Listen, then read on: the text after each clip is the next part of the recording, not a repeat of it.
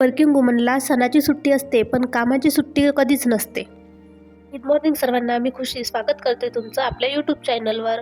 तसं हा व्हिडिओ तुमच्याबरोबर होळी गेल्यानंतर येईल, तरीसुद्धा तुम्हाला होळीच्या खूप खूप शुभेच्छा. तर झालं असं, आज होळीचा दिवस म्हणून लवकर उठले आणि लवकर उठलं की कामे पटापट उरकतात. मग लगेच पूजासुद्धा करून घेतली. खूप दिवसापासून फुल ब्लॉग बनवायचा होता, पण मुहूर्त काही येत नव्हता, म्हणून आज बनवायला घेतली.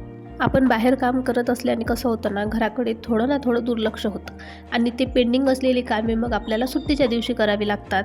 संध्याकाळी नंतर स्वयंपाकाची तयारी चालू केली. आधी बाबांनी दूध आणून दिलेलं होतं, ते गरम करायला ठेवलं आणि सोबतच आई आणि मला उपवास असल्याने आमच्यासाठी उसळ बनवलं. मी उसळ खाल्लं. नंतर हो आले त्यांच्यासाठी जेवायला सुद्धा वाढलं. नंतर स्वयंपाकामध्ये आज कढी, आलू मटरची भाजी, भात, भजे, पापड, पुरणपोळी असं सगळं काही बनवलेलं होतं. माझा सगळा स्वयंपाक झाला आणि बाहेर येऊन बघते तर आईंचे चिप्स पाडणंसुद्धा चालू होतं. आईंचं असं म्हणणं झालं की आज घरी आहोत तर आज चिप्स पाडून घेऊयात आणि उद्या सकाळी ते वाळत टाकूया, म्हणजे हे कामसुद्धा होऊन जाईल आणि आपलं सणांचंसुद्धा होऊन जाईल. बरं, तुमच्याकडे वाळवणाची तयारी झाली आहे का? वाळवणाला काय काय बनवलं की बनवायचं आहे, कमेंट करून सांगा. आणि होळीचा सण तुमचा कसा गेला, तुम्ही किती एन्जॉय केलं, काय काय बनवलं होतं ते सुद्धा कमेंट करून सांगा. बरं, आईचे चिप्स तिकडे पाडून झालेले होते.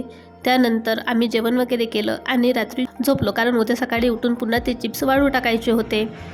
दुसऱ्या दिवशी सकाळी उठल्या उठल्या आईंनी चूल पेटवली होती आणि चिप्स उकडायला सुद्धा ठेवले होते.